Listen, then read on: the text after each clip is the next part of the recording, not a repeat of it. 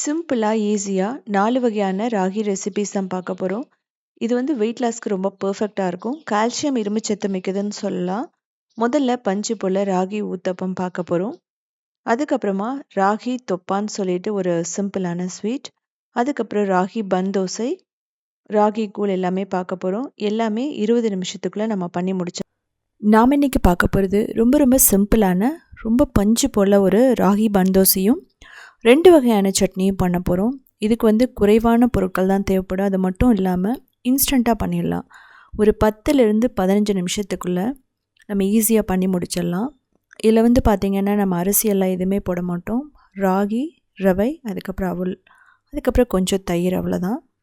எப்படி செய்கிறதுன்னு பார்க்கலாம்.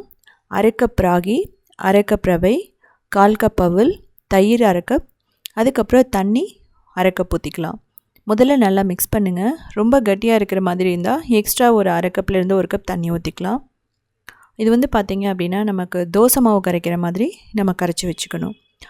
கிட்டத்தட்ட ஒரு 10 நிமிஷம் ஊற வச்சிடலாம். அது கொஞ்சம் ரவை வந்து ஊறணும் நமக்கு. டைம் இல்லைனா 5 மினிட்ஸ் கூட நீங்கள் வச்சுருங்க. இதெல்லாமே ரெடி பண்ணி நைட்டே கூட வச்சுட்டிங்க அப்படின்னா ஃப்ரிட்ஜில் பர்ஃபெக்டாக ரெடி ஆகிடும். மூடி வச்சிடலாம். இதுக்கப்புறமா தாளிக்கிறதுக்கு எண்ணெய், கடுகு, கடலைப்பருப்பு, உளுத்தம்பருப்பு, நீங்கள் நிலக்கடலை, முந்திரி கூட போட்டுக்கலாம். அதுவுமே டேஸ்ட் நல்லாயிருக்கும். இதுக்கப்புறமா வந்து பார்த்திங்க அப்படின்னா சிம்பிளான இன்க்ரீடியன்ஸாக தேவைப்படும். வெங்காயம், இஞ்சி, பச்சை மிளகாய், கருவேப்பிலை.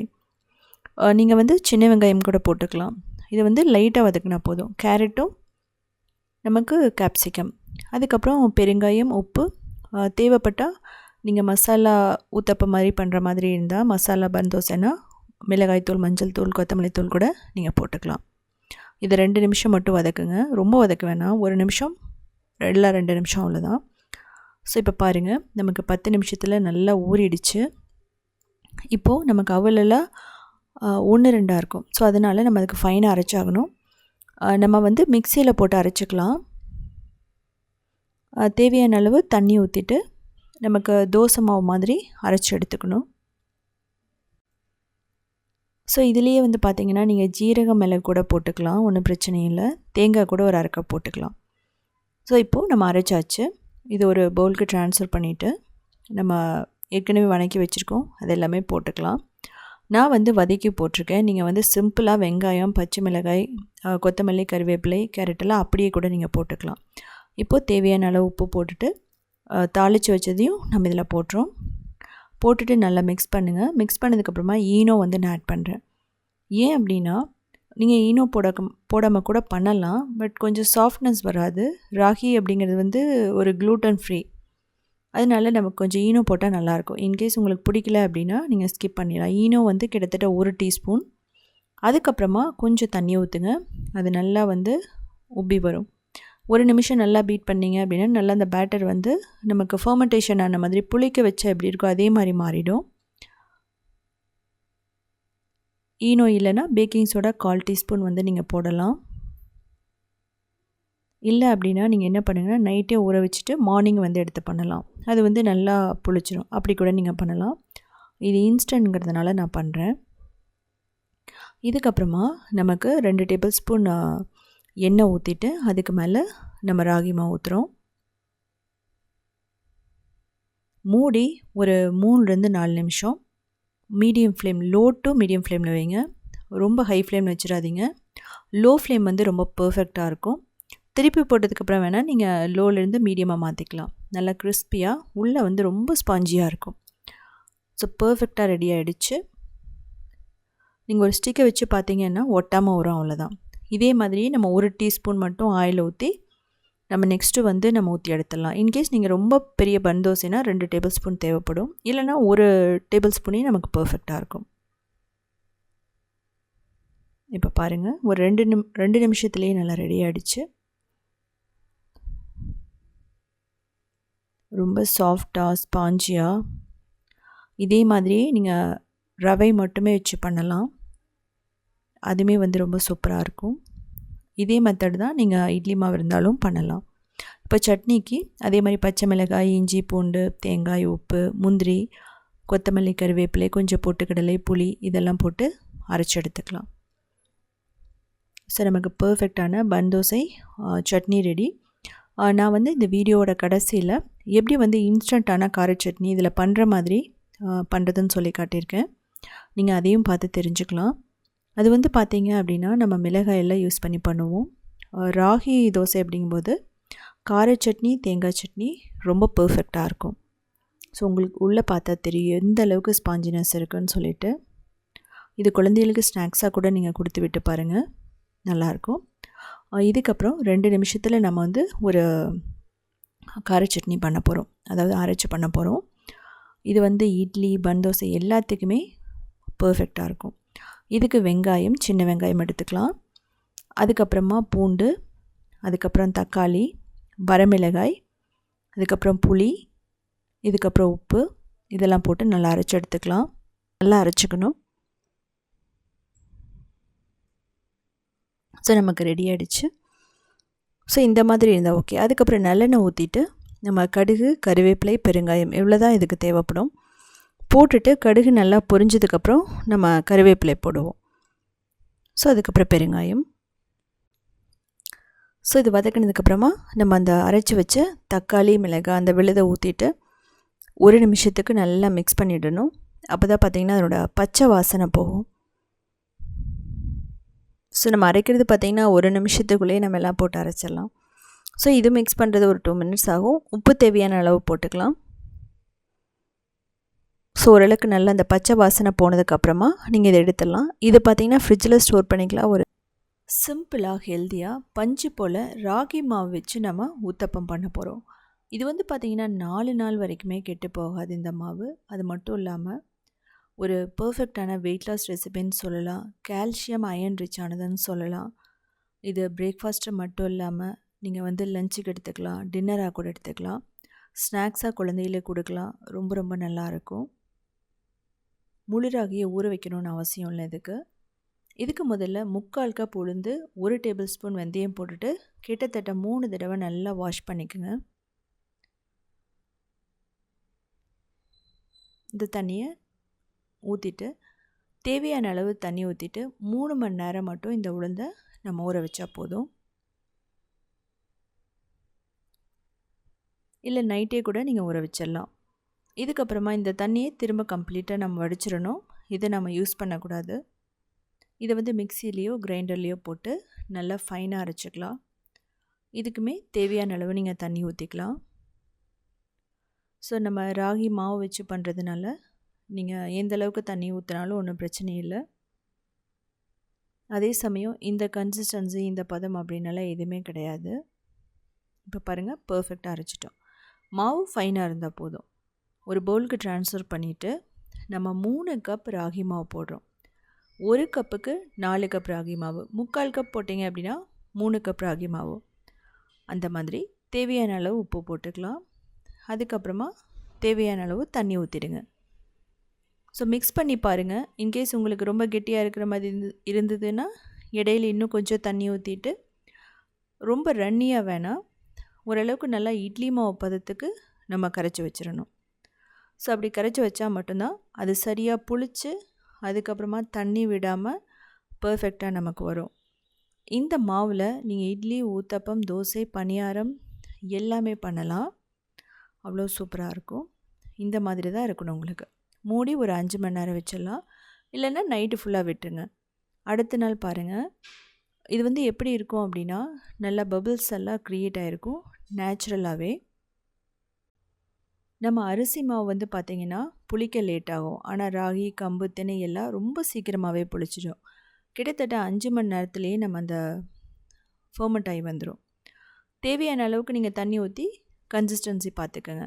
இப்போ நம்ம அயன் தோசை தவாவில் எண்ணெய் ஊற்றிட்டு அதுக்கப்புறமா நம்ம எந்த அளவுக்கு நமக்கு ஊத்தப்பம் வேணுமோ அந்த அளவுக்கு மாவு ஊற்றி லைட்டாக மட்டும் நீங்கள் ஸ்ப்ரெட் பண்ணால் போதும். ஓவராக பண்ண வேணாம். ஊத்தப்பம் அப்படிங்கும்போது இப்போ இதில் தேவையான அளவு எண்ணெய்னா 1 டீஸ்பூன் தான் தேவைப்படும். நீங்கள் எண்ணெயே இல்லாமல் கூட பண்ணலாம். இதுக்கப்புறமா மூடி வச்சு 2 நிமிஷம் மட்டும்தான். இதை திருப்பி போடலாம், இல்லை போடாமல் இருக்கலாம். இதுக்கு மேலே நெய் போட்டு அதுக்கப்புறமா இட்லி பொடி தூவி சாப்பிட்லாம். அதாவது நெய் பொடி ஊத்தப்பம்னு சொல்லுவோம், அப்படியும் பண்ணலாம். இல்லை அப்படின்னா இதுக்கு மேலே உருளைக்கிழங்க மசாலா உருளைக்கிழங்கு வச்சுட்டு அதுக்கப்புறமா நம்ம அப்படியே எடுத்துடலாம். ஆனியன் ஊத்தப்பம் பண்ணலாம். எல்லாமே பர்ஃபெக்டாக வரும். நல்ல சூடான தவாவில் ஊற்றும்போது பபிள்ஸ் வந்து உங்களுக்கு பார்த்தா தெரியும் எந்த அளவுக்கு க்ரியேட் ஆகும். இதுதான் வந்து பார்த்திங்கன்னா அந்த ஸ்பாஞ்சினஸை கொடுக்கும், பஞ்சு போல் இருக்கும்.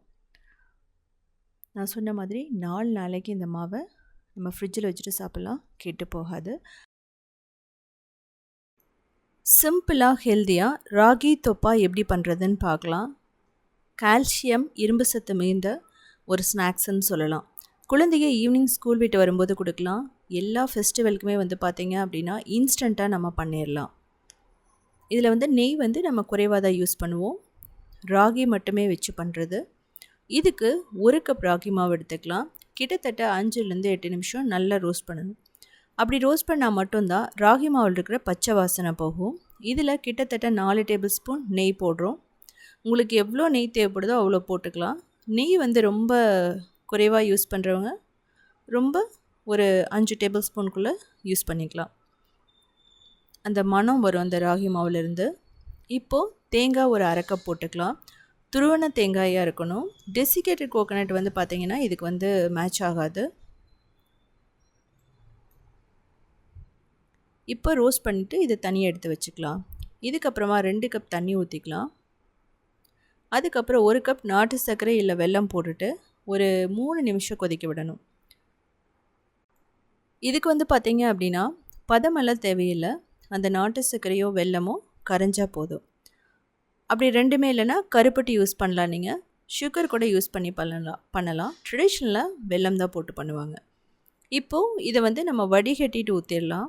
அப்போ தான் சின்ன சின்ன தூசுகள் இருந்தால் கூட நம்ம வந்து ரிமூவ் பண்ணிடலாம். இப்போது வெல்லத்தில் வந்து பார்த்திங்கன்னா இரும்பு சத்தெல்லாம் நிறையா இருக்குது. ராகியில் கால்சியம் இருக்குது, இரும்பு சத்து இருக்குது. ஸோ அதனால் ரொம்ப ரொம்ப நல்லது கூட குழந்தைகளுக்கு. அது வளர்கிற குழந்தைகளுக்கு ரொம்ப நல்லது. இப்போ வெல்லத்தை ஊற்றிட்டு மீடியம் ஃப்ளேமில் வச்சுட்டு நல்லா மிக்ஸ் பண்ணணும். உங்களுக்கு பார்த்தீங்கன்னா அப்படியே சுருண்டு வந்துடும். இது வந்து கிளறதுக்கு வந்து 5 நிமிஷம்தான் ஆகும். உங்களுக்கு வந்து கன்சிஸ்டன்சி நீங்கள் பார்த்துக்கணும். ஓரளவுக்கு ஹல்வா மாதிரி வரணும் அப்படின்னா இன்னும் ஒரு 1/2 கப் தண்ணி கூட நீங்கள் ஊற்றலாம். அதாவது வெல்லத்தில். நாட்டு சர்க்கரை அளவுங்கிறது வந்து பார்த்தீங்க அப்படின்னா 1:1 தான். அதாவது 1 கப் ராகி மாவு எடுத்தோம் அப்படின்னா அதே அளவு தான் நம்ம நாட்டு சர்க்கரையாக இருக்கட்டும், வெல்லமாக இருக்கட்டும் யூஸ் பண்ணுவோம். ஸ்வீட் ரொம்ப பிடிக்கும்னு நினைக்கிறவங்க நீங்கள் 1/2 கப் கூட போட்டுக்கலாம், ஒன்றும் பிரச்சனையே இல்லை. இது கிட்டத்தட்ட ஒரு 2 நாள் வரைக்குமே கெட்டு போகாமல் இருக்கும். இது வந்து பார்த்தீங்க அப்படின்னா அப்படியே பஞ்சு போல் இருக்கும். இப்போது திரும்ப ஒரு 2 டேபிள் ஸ்பூன் நெய் ஊற்றுறோம். இதில் வந்து பார்த்தீங்க அப்படின்னா நீங்கள் எக்ஸ்ட்ரா கூட நெய் ஊற்றிக்கலாம். இதுக்கப்புறம் நம்ம ஏலக்காய் போடுவோம், அவ்வளோதான். 1 டேபிள் ஸ்பூன் இல்லைனா 1 டீஸ்பூன் ஏலக்காய் மட்டும் போட்டுக்கலாம். ஏலக்காய் ஃப்ளேவர் நல்லா பிடிக்கும்னா நான் சொன்ன மாதிரி போட்டுக்கோங்க.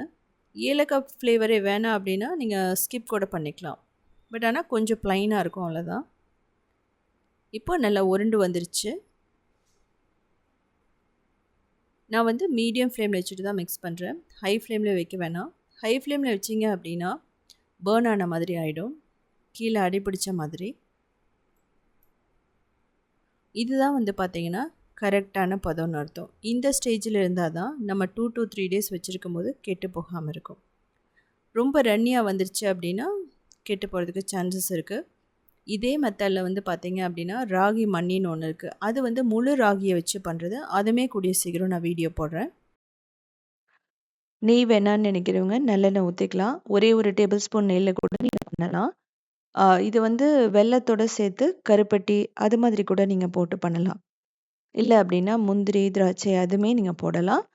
ஃபைனலாக நம்ம பார்க்க போகிறது ராகி கூழ். இதுவுமே வெயிட் லாஸ்க்கு ரொம்ப பர்ஃபெக்டாக இருக்கும். குளிர்காலத்தில் கண்டிப்பாக நம்ம ராகி சாப்பிட்டே ஆகணும். ஹெல்த்தியாக ராகி கூழ் எப்படி பண்ணுறதுன்னு பார்க்கலாம். இது 10 நிமிஷத்தில் பண்ணிடலாம். கால்சியம் அயன் ரிச்சான ஒரு பிரேக்ஃபாஸ்ட் இல்லை டின்னர்னு சொல்லலாம். வெயிட் லாஸ் அப்படின்னு போகும்போது பர்ஃபெக்டாக இருக்கும். அது மட்டும் இல்லாமல் இந்த அடிக்கிற வெயிலுக்கு நம்ம ராகி கூழ் வீட்லேயே செஞ்சு சாப்பிடும்போது அவ்வளோ சூப்பராக இருக்கும். 3 விதமாக நம்ம பண்ண போகிறோம். இதுக்கு முதல்ல 3 டேபிள் ஸ்பூன் ராகி மாவு எடுத்துக்கலாம். இதை வந்து 1 கப் தண்ணி ஊற்றிட்டு நல்லா மிக்ஸ் பண்ணிவிடுங்க. கட்டி கொஞ்சம் கூட இருக்கக்கூடாது. இது வந்து பிகினர்ஸ்க்கு ரொம்ப ரொம்ப ஈஸியான மெத்தட்னு சொல்லலாம். இப்போது ஒரு பேனில் 3 கப் தண்ணி ஊற்றிக்கலாம். ஸோ 3 டேபிள் ஸ்பூன் போட்டிங்கனாவே ஒரு ஃபேமிலிக்கு லஞ்சுக்கு பர்ஃபெக்டான ஒரு வெயிட் லாஸ் ரெசிபின்னு சொல்லலாம். வெயிட் லாஸ் மட்டும் இல்லை, ஹெல்தி கூட. இப்போ இதுக்கு தேவையான அளவு நம்ம சால்ட்டு போட்டுக்கணும். இப்போ கரைச்சி வச்ச ராகி மாவை இதில் ஊற்றிடலாம். இது கொதித்து வரும்போது நம்ம ஊற்றிட்டு கட்டியே இல்லாமல் மிக்ஸ் பண்ணணும். இதுக்கப்புறமா கிட்டத்தட்ட ஒரு 8லேருந்து 10 நிமிஷம் இதை கொதிக்க வச்சிங்க அப்படின்னா பர்ஃபெக்டாக ரெடி ஆகிடும். இடையில லைட்டாக மட்டும் நீங்கள் கிளறினா போதும். ஏன் அப்படின்னா கீழே அடிப்பிடிக்கும் அப்படிங்கிறதுனால. ஸோ நான் வந்து இதே மெத்தடில் கம்பு கூழ் போட்டிருக்கேன். அதுவுமே வந்து பார்த்திங்கன்னா வெயில் காலத்துக்கு ரொம்ப ரொம்ப நல்லது கூட. அடிக்கிற வெயிலுக்கு நம்ம ரைஸ் எல்லாம் சாப்பிட முடியாது. இது மாதிரி சாப்பிடும்போது நமக்கு லைட்டாகவும் இருக்கும். அது மட்டும் இல்லாமல் இன்ஸ்டன்ட் எனர்ஜியும் கொடுக்கும். நம்ம லஞ்சுக்கு ஆஃபீஸோ இல்லை ஸ்கூலுக்கோ போகும்போது இதை நீங்கள் கண்டிப்பாக கொடுத்து விடலாம். இப்போ பாருங்கள், நம்ம 3 டேபிள் ஸ்பூன் போட்ட ராகி மாவு அப்படியே வந்து பர்ஃபெக்டாக கஞ்சி மாதிரி ரெடி ஆயிடுச்சு. இந்த ஸ்டேஜில் நம்ம எடுத்துடலாம். எடுத்துகிட்டு இதை நம்ம ஆற வச்சிடணும். இதுக்கப்புறமா இதுக்கு சைட் டிஷ்ஷுன்னு சொல்லப்போனால் சின்ன வெங்காயம், மாங்காய், அதுக்கப்புறம் இது வேணாலும் போடலாம். இதில் நான் மாங்காய் வந்து கட் பண்ணிவிட்டு மேலே வந்து கொஞ்சம் உப்பு மிளகாய் தூள் போட்டு வச்சுக்க போகிறேன். அப்புறம் சின்ன வெங்காயத்தை பொடி பொடியாக கட் பண்ணிக்கலாம். இல்லை சின்ன வெங்காயத்தை நம்ம அப்படியே வந்து முழுசாக கடிச்சு கூட சாப்பிட்லாம். ராகி கூழ் ஒரு வாய், அதுக்கப்புறம் சின்ன வெங்காயம், மாங்காய், இப்படி வந்து கொஞ்சம் கொஞ்சமாக சாப்பிடும்போது அவ்வளோ டேஸ்ட்டாக இருக்கும். அது மட்டும் இல்லாமல் இப்போ இருக்கிற குழந்தைகளுக்கு இதனோட டேஸ்ட் எல்லாமே வந்து தெரியாது. ஸோ அதனால் அவங்களுக்கு கண்டிப்பாக இதை வந்து பழக்கப்படுத்தணும். ஃபஸ்ட்டு வந்து குடிக்க மாட்டேன்னு சொல்லுவாங்க. பட் இதெல்லாம் கொடுக்கும்போது டெஃபினட்டாக நல்லாவே என்ஜாய் பண்ணி குடிப்பாங்க. இப்போ மிளகாய் தூள் கொஞ்சம் போட்டுக்கலாம், உப்பு கொஞ்சம். இதை வந்து நல்லா மிக்ஸ் பண்ணிவிடுங்க. இதில் வந்து பார்த்திங்கன்னா நான் ஒரு 1/4 மாங்காய் எடுத்திருக்கேன். இப்படி வந்து தின்னாக ஸ்லைஸ் பண்ணி இது மாதிரியும் எடுத்து வச்சுக்கலாம். அப்படி இல்லைனா ஃபைனாக கூட நீங்கள் சாப் பண்ணி வச்சுக்கலாம். இப்போது நம்ம என்ன பண்ணணும், 1 கப் தயிர் எடுத்துக்கலாம். அதுக்கப்புறமா கிட்டத்தட்ட 1 கப் தண்ணி ஊற்றணும். நம்ம வந்து மோர் மாதிரி இதை வந்து நல்லா கடைஞ்சி எடுக்கணும். இல்லை இதெல்லாம் பண்ணுறதுக்கு டைம் இல்லைன்னா ஆறின ராகி கஞ்சியில் தயிரை ஊற்றிட்டு எக்ஸ்ட்ரா கொஞ்சம் தண்ணி ஊற்றிட்டு நீங்கள் நல்லா மிக்ஸ் பண்ணாவே வந்துடும். இந்த மாதிரி பண்ணுறது வந்து பார்த்திங்கன்னா ட்ரெடிஷ்னலாக பண்ணுறது. எப்போவுமே வந்து பார்த்திங்கன்னா ராகி கூழ் நல்லா ஆறுனதுக்கப்புறம் நீங்கள் தயிரோ இல்லை அப்படின்னா மோரோ ஆட் பண்ணால் கரெக்டாக இருக்கும். நீங்கள் சூடாக இருக்கும்போது ஆட் பண்ணும்போது என்னாகும் அப்படின்னா அது அப்படியே திரிஞ்சு போன மாதிரி ஆகிடும். இது வந்து பார்த்திங்க அப்படின்னா நம்ம அப்படியேவும் சாப்பிட்லாம். இல்லை ஃப்ரிட்ஜில் வச்சிங்க அப்படின்னா நல்லா சில்லுன்னு ஆகிடும். ஸோ ஃப்ரிட்ஜில் வைக்க பிடிக்கலைன்னா நீங்கள் அதை ஸ்கிப் பண்ணிடலாம். பட் ஆனால் ஃப்ரிட்ஜில் வச்சு சாப்பிடும்போது அவ்வளோ சூப்பராக இருக்கும். இல்லை அப்படிங்கும்போது அதே சில்னஸ் வரணும்னா நம்ம மண் சட்டியில் வச்சிடலாம். கிட்டத்தட்ட மத்தியானத்துக்கு அப்படிங்கும்போது ரொம்ப ரொம்ப நல்லா சில்லுன்னு குளிர்ச்சியாக இருக்கும் சாப்பிடும்போது. இதில் தேவைப்பட்டால் நீங்கள் உப்பு போட்டுக்கலாம். ராகி கஞ்சிக்கு அப்படிங்கும்போது உங்களுக்கு பெருசாக உப்பு தேவைப்படாது. நம்ம உப்பு இல்லாமல் கூட சாப்பிட்லாம். இப்போ பாருங்கள், இந்த மாதிரி தான் இருக்கணும். இன்னும் கூட உங்களுக்கு தண்ணியாக வேணும்னா கூட நீங்கள் செஞ்சுக்கலாம், ஒன்றும் பிரச்சனை இல்லை. எக்ஸ்ட்ரா மோர் ஊற்றிக்கலாம், இல்லை நல்லா சில்லுன்னு இருக்க தண்ணி கூட ஊற்றிக்கலாம். இப்படியே எடுத்து நீங்கள் அப்படியே மூடி வச்சுட்டா கூட பர்ஃபெக்டாக ரெடி ஆகிடும். இதுக்கு மேலே வந்து பார்த்திங்கன்னா நான் சின்ன சின்னதாக கட் பண்ண மாங்காய் போடுறேன். இது வந்து ரொம்ப நல்லாயிருக்கும். சின்ன வெங்காயம் இல்லைன்னா பெரிய வெங்காயம் கூட நீங்கள் போட்டுக்கலாம். ஆனால் சின்ன வெங்காயம் தான் ரொம்ப பர்ஃபெக்டாக இருக்கும். இதுக்கப்புறம் கொத்தமல்லி, கருவேப்பிலை, பச்சை மிளகாய் உங்களுக்கு பிடிச்ச மாதிரி நீங்கள் போட்டு சாப்பிட்லாம். இதில் வந்து பார்த்திங்கன்னா 3 விதமாக நம்ம சாப்பிட்லாம். ஒன்று வந்து கிளாசிக்காக அப்படியே சாப்பிடுவோம் இதே மாதிரி. ஆனால் வந்து நான் வந்து கொஞ்சம் வந்து மாதுளம்பழம் ஆட் பண்ணியிருக்கேன். அது ஒரு சிலருக்கு பிடிக்கும், பிடிக்காமல் இருக்கும். பிடிச்சிருந்தால் நீங்கள் போட்டு சாப்பிட்டு பாருங்கள். அப்படி இல்லைன்னா அதை நீங்கள் விட்டுறலாம். அதுக்கப்புறமா வந்து பார்த்திங்க அப்படின்னா கிராமத்தில், அதுக்கப்புறம் ஆந்திரா, கர்நாடகா சைடெல்லாம் நம்ம வேக வச்ச சாதம் போடுவாங்க அதில். அதுவுமே வந்து நான் அந்த வீடியோட கடைசியில் காட்டியிருக்கேன். அதுவுமே ரொம்ப சூப்பராக இருக்கும். 1 டேபிள் ஸ்பூன் 2 டேபிள் ஸ்பூன் போட்டால் போதும். அங்கே வந்து வேகும்போதே வந்து போட்டு மிக்ஸ் பண்ணுவாங்க. நாம் மீதி இருக்கிற சாதம், அதாவது நம்ம அப்போ தான் வடித்து வச்சுருந்தோம் அப்படின்னா அதை வந்து நம்ம போட்டு மிக்ஸ் பண்ணி சாப்பிட்லாம். ரொம்ப சூப்பராக இருக்கும். இதே மாதிரி நிறைய ரெசிபீஸ் வேணும்னா நீங்கள் உத்தமி கிச்சனை ஃபாலோ பண்ணலாம். க்ரியேட்டிவ் வேர்ல்ட்னு இன்னொரு சேனல் இருக்குது. அதுலேயுமே 1900 ரெசிபீஸ் இருக்குது. கிட்டத்தட்ட 2012லேருந்து ரன் பண்ணிகிட்ருக்கோம். அது மட்டும் இல்லாமல் சவுத் இண்டியன் foods.inங்கிற வெப்சைட்டை 14 இயர்ஸ்க்கு மேலே ரன் பண்ணிகிட்ருக்கோம். கிட்டத்தட்ட 8000 ரெசிபீஸ் இருக்குது. ஸோ பார்த்துட்டு கமெண்ட் பண்ணுங்கள்.